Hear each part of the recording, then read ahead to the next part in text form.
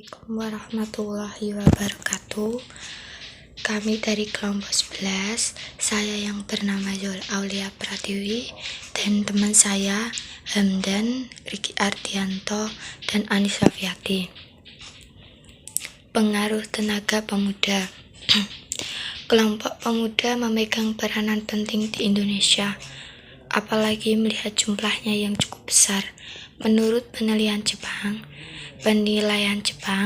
para pemuda apalagi yang tinggal di daerah pedesaan belum terpengaruh oleh alam pikiran berat.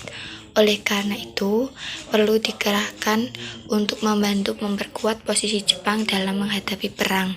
Berdasarkan pertimbangan-pertimbangan tersebut, maka para pemuda dijadikan sasaran utama bagi propaganda Jepang. Dengan gerakan 3A serta semboyan Jepang Indonesia sama saja, Jepang sudah tua, tampaknya cukup menarik bagi kalangan pemuda. Pernyataan Jepang tenang bersamaan dinilai sebagai suatu perubahan baru dari keadaan di masa Belanda yang begitu diskriminatif. Sesuai dengan sifat pemuda yang energik, maka yang ditekankan kepada para pemuda adalah seishin, semangat, dan bushido, jiwa satria. Selain itu, juga dikembalikan jiwa disiplin dan menghilangkan rasa rendah diri. Salah satu cara untuk menanamkan nilai-nilai tersebut kepada kaum muda adalah dengan pendidikan, baik pendidikan umum maupun pendidikan khusus. Pendidikan umum seperti sekolah rakyat, sekolah dasar, dan sekolah menengah, sedangkan pendidikan khusus adalah latihan-latihan yang diadakan oleh Jepang.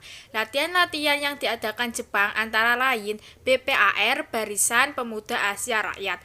Wadah ini digunakan untuk menanamkan semangat Jepang.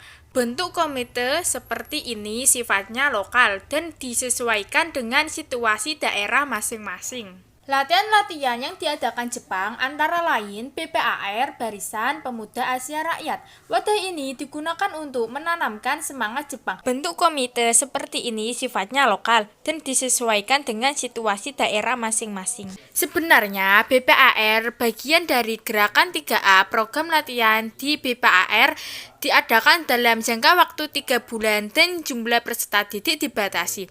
Di dalam latihan-latihan tersebut ditekankan pentingnya semangat dan keyakinan meningkat. Mereka akan menjadi pemimpin para pemuda.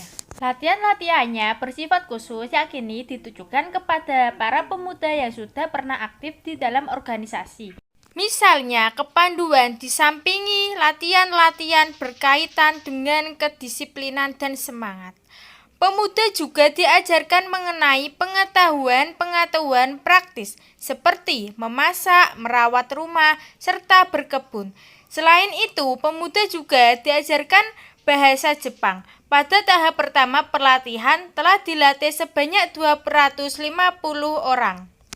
Perkumpulan kepanduan juga masih diadakan, misalnya Perkemahan Kepanduan Indonesia Prikando yang diadakan di Jakarta. Perkumpulan ini pernah dikunjungi oleh Gong Saikan dan tokoh 4 serangkai dari putra.